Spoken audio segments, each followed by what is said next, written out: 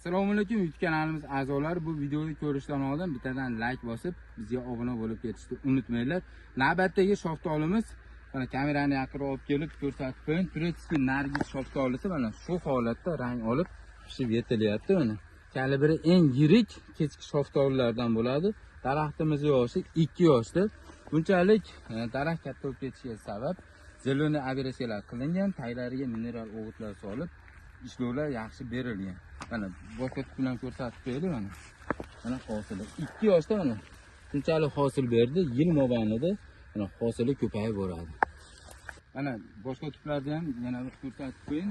Mana hosili. Mana kamida 4 kilo, 5 kiloga yaqin hosili bor mana.